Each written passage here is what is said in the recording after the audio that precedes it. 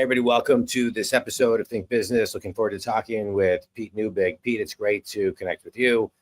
Thanks for taking time to be on the show. Looking forward to talking about VPM solutions. How can someone in the real estate business or property management company get a virtual assistant? Enter VPMsolutions.com. I love your business model, and I'm excited to kind of dive in. You co-founded Empire Industries, Realty and Property Management in Houston. You sold it to Mind Management. You were VP of the Eastern Operations, and now you're the co-founder and CEO of VPM, online platform connecting the real estate industry with virtual teams globally. All right, so I used to be in the commercial real estate business. I love the field. I love the industry. Let's talk about all the things that real estate people need to delegate but have a hard time giving up, and why they need a virtual assistant. Let's start there. All right. Well, first, thanks for having me on, John. I really appreciate the opportunity to speak with your audience. So thank you so much for that.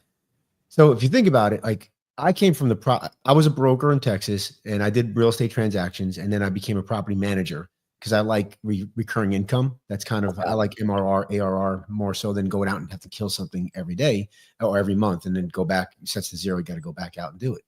But if you look at that, there are so many low level, low skilled, low enjoyment tasks that I didn't like to do. I'm like, man, could I have somebody else do it? And if you look at somebody like, I'm an assistant in the States, the amount of hourly rate or money that would cost me was just not financially feasible. So I started looking elsewhere. And so if you think of some of the things, like if you're an agent, right, maybe you like selling, but you hate the paperwork. Well, transaction coordinator would be something that you can outsource. Appointment setter would be something you can outsource. SEO marketing, something you can outsource. Preparing all the listings.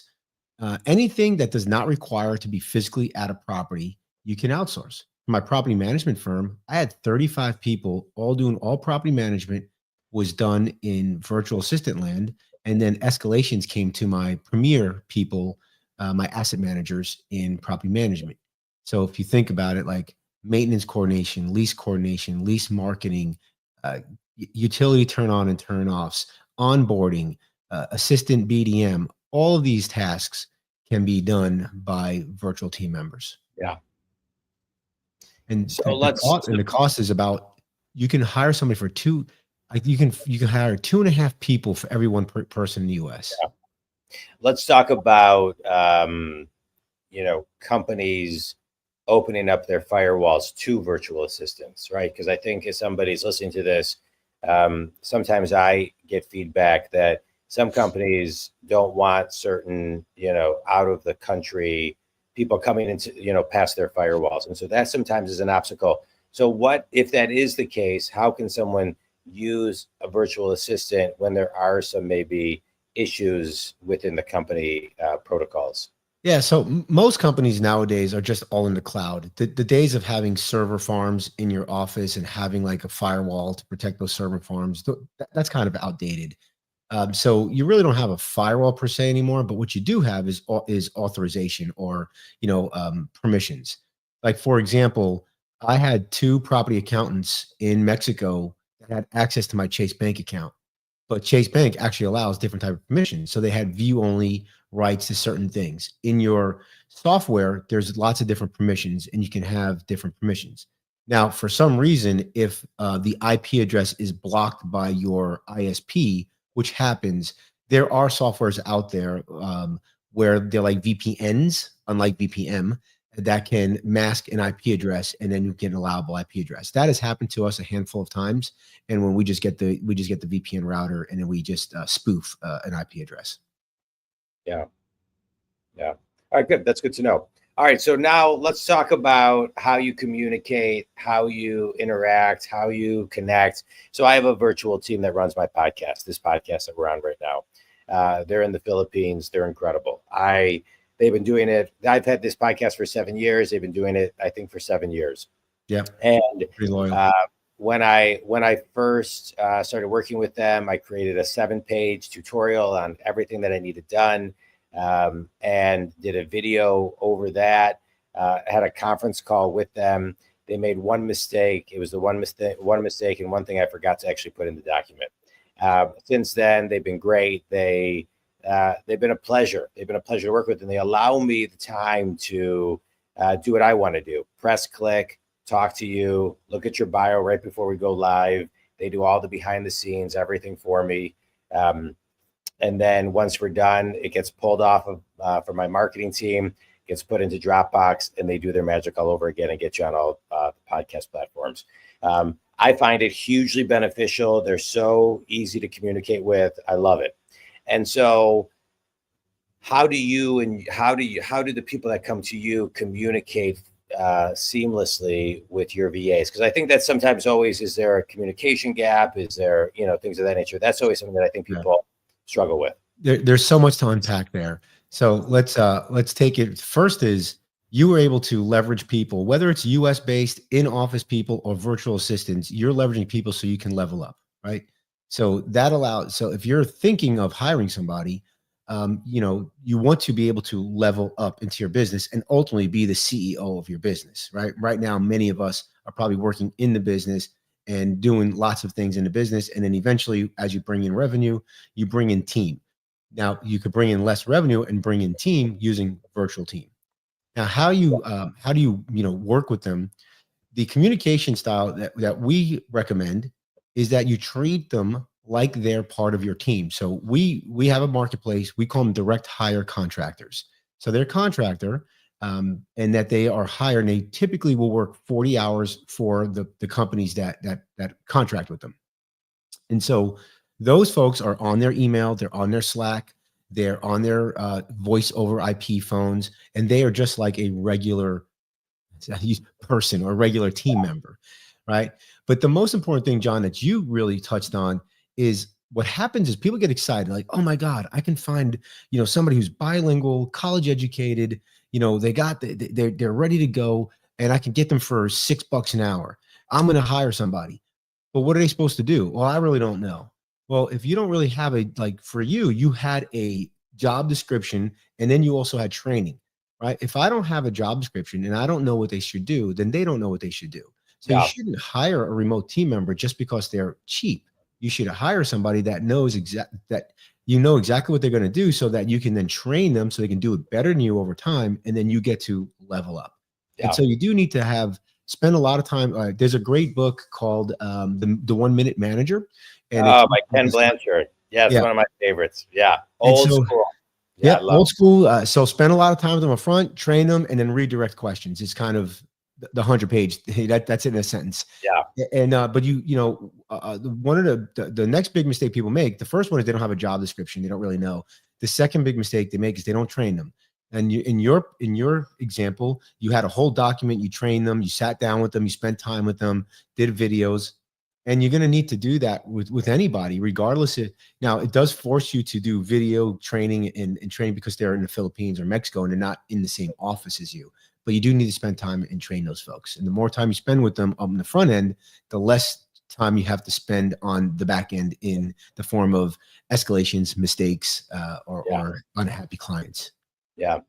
So let's talk about you. Thank you for that. I think, that gives people some step-by-step insights on kind of how to look at a VA, how to make sure they pick the right VA, and how they have a plan to educate and train their VA. And Jon, I'll tell you, at first, it was just like a checklist thing. Like I only gave my VAs a checklist to do.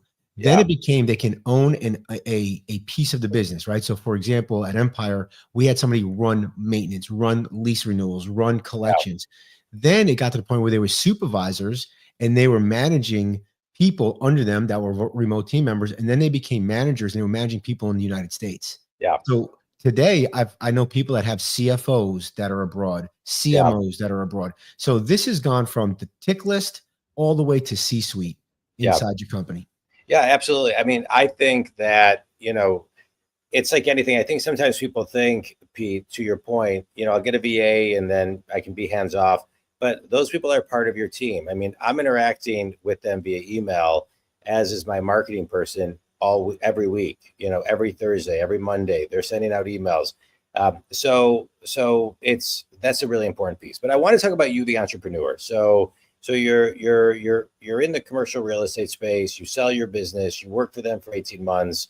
And then how old were you when you kind of reinvented yourself into this company? Yeah. So interesting. Excuse me. I was an IT guy up all the way until I was 40 years old. Okay, 41, I started Empire Property Management. that's So great. I was not an entrepreneur since in my 20s.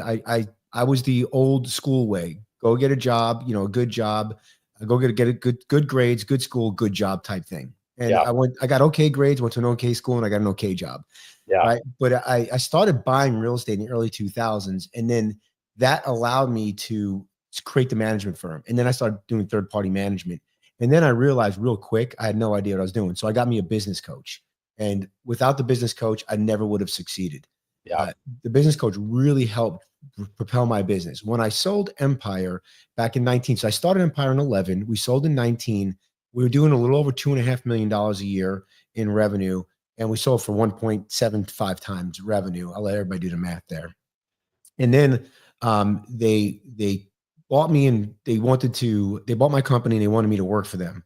And I got this nice cush job, Eastern Region Vice President of whatever.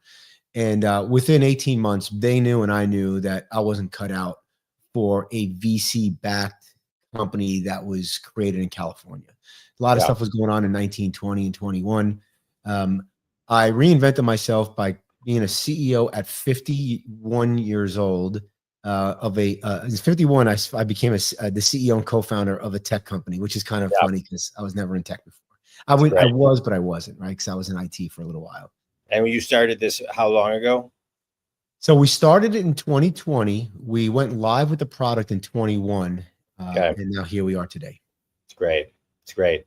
Yeah, I love your story because we can always reinvent ourselves. It's never too late. And I started my business coaching company in my early 40s, and it was great. It was like the greatest thing I've ever done, because it's something I wanted to do since I was 18 years old. And it's maybe it sounds old, maybe it sounded old when I was 20, but when you're 40, it's pretty young. And now I'm 52, and I still feel really young. So think community. It's never too late to do something that you want. So I want to talk about some of the lessons learned along the way. I sold a company out of college. I started an internet company in '95. I sold it in '97, Oh man, you and were there in the were right time.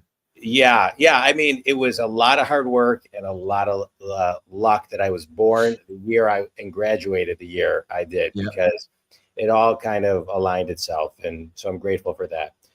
But I learned a lot of lessons in that I couldn't read in a book. And so, what were some of the lessons you learned that you couldn't learn in a book when you either built your business, sold your business, or what it felt like after you sold it, sitting at your desk? Yeah, I'll talk about the selling of the business, because what's really interesting about selling the business was I was getting paid by the new company more than I ever paid myself when I had the business.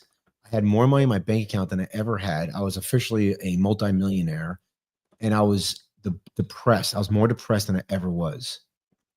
And the lesson I learned was, if you're not passionate about what you're doing and you're not really sure what the next step is, don't sell your business until you're ready, until there's Yeah, something else that you're doing. I don't say forced to sell. My business partner wanted to sell. I agreed to sell, and I took the job thinking, like, I took the job just because I didn't know what else to do.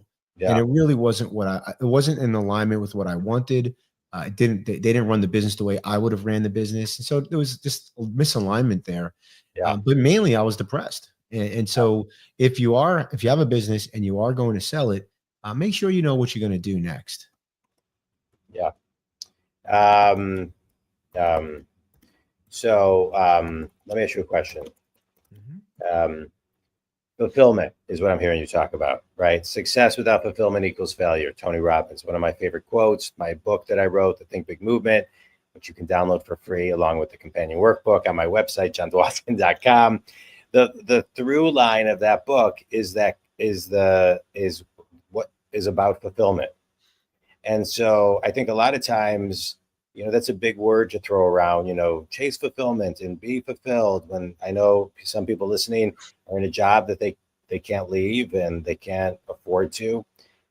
But I think there is something that everybody can do for at least a minute a day to move towards a little bit more fulfillment. And it may take a day, it may take a year, it may take 10 years, it may take 20 years. But how do you recommend people kind of get into that flow to find their fulfillment? I think the people you meet and the books you read are kind of the two things I think of right away. There's a lot of meetups these days, so start meeting people. There's lots of mentorship groups. As far as like how do you kind of start exiting from your job? Because I was there, I was stuck, and I was scared, and I was making good money at my career, but I started just at night. What you do on nights and weekends will define your future. And if you want to get out of the rat race or the job you're at, and you want to go to a new job, a new career, or start a business, you have to start learning. And you can't learn on the job. You have to learn off hours. And so I started learning about real estate on the weekends and at nights. And then I started buying real estate. Then I started learning about managing real estate. And then I third party real estate, and I started, create a business all while I was working. And I owned a couple of apartments. I was working the whole time. And finally, the time just wasn't there. Now I'm taking lunch hours and I'm working, and I'm taking 10-minute breaks and I'm working on my job. That's when I realized it's too much. So that's when I took the leap. But I actually had a company, people who just quit their job and say, I'm going to go do something else. They don't even know what they're going to do. I can't do that. I personally couldn't do that, but I also think it's foolish. Like, you still got to pay the bills. You still got to support yourself and your family. So for me, I just made sure I had a functional business, a viable business, and then I exited. Even when I exited, John, you'll laugh, I didn't even quit. I gave them a year notice, and I went part-time, and they allowed me to do it because I was there for so long, and I was more of like an insurance policy. But I was working like 8 to noon for my for my boss, and then from noon to 10 o'clock at night for myself. I love it. I love it. Well, you do. I mean, I think what you're talking about is so important. It's just there's wanting it and then taking ownership. And sometimes it's hard to find that time, but carving out that time to have more control of your future, I think, is so important. Some people are more blessed than others and can do it sooner, but that doesn't mean that you shouldn't think community, keep the dream alive. I think it's really, really important to keep it active. Let me ask you a question. So you sell your company, you start this new company, you're working with virtual assistants. How many virtual assistants do you have now? How do you run your company with virtual assistants? Yeah. So on the platform, we have, I think it's 1,100 assistants that are working for other companies that get paid through our platform. For VPM, I have 10 people, and 8 of them are virtual team. Right.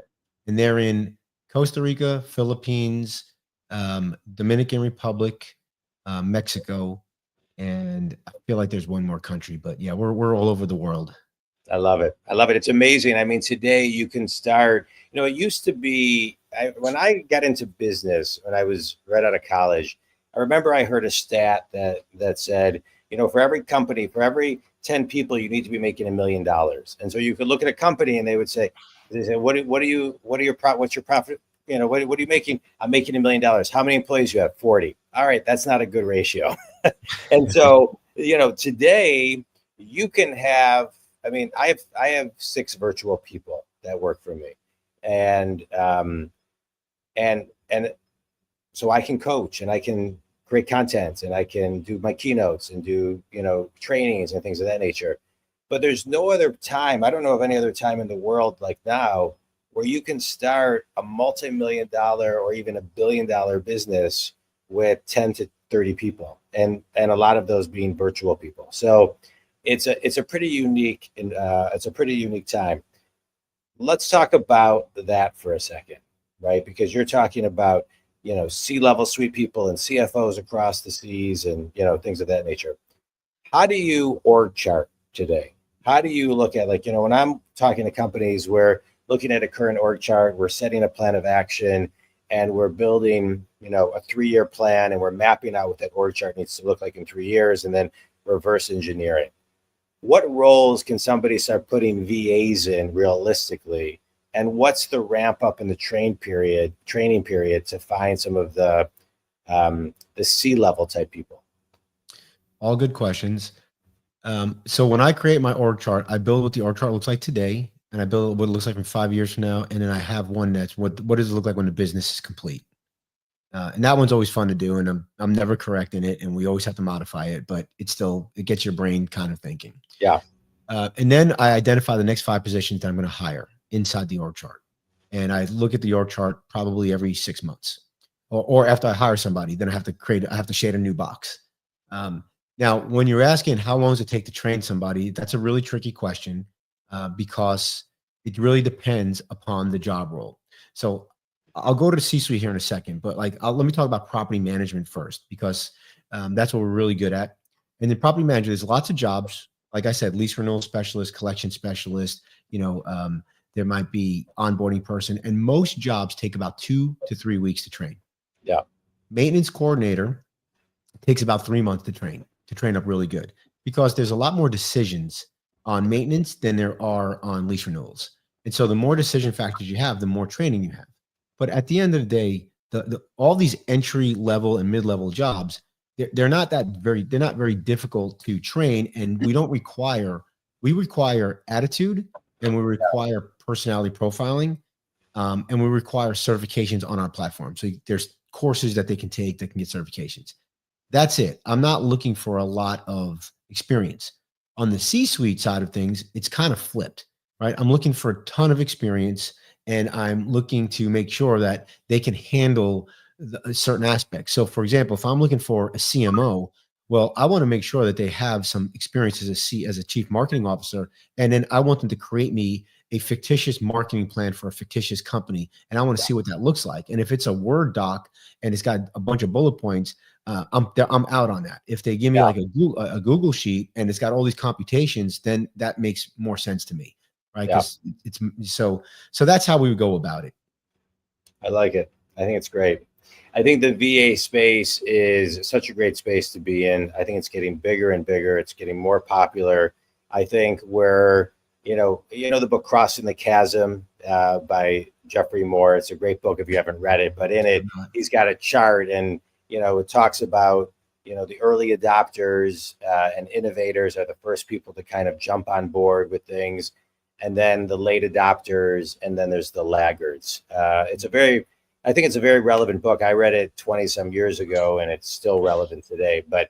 And so one of the things I see are the late adopters and the laggards who would have never thought about VAs are now thinking about VAs or have VAs and looking at that as a piece of their business. So I think it's great. So you focus only on real estate. Is that? I focus mainly on real estate, but if somebody is listening and they're like, man, I have a low level entry level job that I want to hire for, they can actually access our database of 40,000 people. They can get on for free and browse profiles. All the profiles have pictures. Many of them have video profiles, and then a whole resume. And do you have people that will cold call? Oh yeah, appointment setters all the time. Yeah, appointment setters. Okay, yep, absolutely. Right, good. Yep, for sure. That's just a big question I get a lot. Hey, do you know a VA group that that has? Yeah, again, with the appointment setter, you want to really make sure that you understand what the job role is. And I know you're a business coach, so I know you're pretty big on personality profiling, I would guess. And I love DISC. We built DISC inside of our platform. And if you're going to hire an appointment setter and you want them to actually make outbound calls, you're looking for an I in the DISC profile. You're looking for an outgoing, extrovert, people-focused type person. But understand they're not going to be super detailed. So you might have to pair them with like a C, somebody who's detailed. So the C puts all the stuff into the database. Yeah. I'll give you a great example. Leon is our recruiter. He's our Gold Glove recruiter. And he is great customer facing. He's out in Mexico. His assistant is Ariel. Leon is outgoing. He's an IS. Outgoing, customers love him. But man, he cannot put notes into his system and remember what the hell he did 15 minutes ago, right? But he'll get the sale. Ariel is the one who puts all the stuff into our CRM. He's the one who is contacting the virtual team members or the candidates to put their DISC in, to get a certification, to create their internet speed. We have all these little tools that we use to grade the team, and he does all that. So so you have an appointment setter or a salesperson, you can have an assistant to the salesperson. Even if your salesperson is in the US, like at Empire, we had our salespeople in the US. By the way, now I have them in Colombia and Mexico, but we had them in the U.S. And then our team would have our VA team would be the assistants to them. I love it. I love it. That's great. All right. Quick speed round. You ready, Pete? Yeah, let's do it. A book that's had a big impact. I know you mentioned the 1 Minute Manager, but another book that's had a big impact on you. I'll give you two quick ones. Traction, the EOS Entrepreneur System by Gino Wickman. And my new book right now that I'm head over heels on is Hiring for Attitude by Mark Murphy. Nice. I like it. Best piece of wisdom you've ever received. I'm going to go with the old, don't go to bed mad. I've been married for 18 years, and my wife and I have been together 20, and we have a very happy, blissful marriage, and mainly because she's always right, and we never go to bed mad. Good. I like that. Finish this sentence. One thing everybody can do to take the first step of getting a VA is? Go to vpmsolutions.com or email me at pete@vpmsolutions.com. Anybody who emails me with Think Business Live in the subject field, I will give them my time, 30 minutes to discuss about VAs. And I'll also give you a 30% discount on a gold glove. If you want to go forward, we have a gold glove recruiting service, and I'll give a 30% discount on that. All right, good. Hey, I appreciate it, Pete. This was great. Think community. I love this podcast. I work with successful people who are stuck, get them unstuck. This podcast, I have guests like you, Pete, that can help people get them unstuck. You said a lot of great things, but I want to kind of extract a through line of what you shared today, which is don't be scared to get a VA. Figure out what you need to delegate, because there's a lot of really qualified people that can help you get unstuck, grow your business, and focus on the mission critical things that you need to do that are the driving activities that grow and multiply and accelerate your business. And a VA can be great. And if you want to reach out to Pete and learn more about his company, you can reach him at vpmsolutions.com. If you want to talk about business coaching, you can reach me at jondwoskin.com. Pete, stay on. This was great. I enjoyed this conversation. Thanks so much. Thanks, John. Thanks for having me. See you, everybody.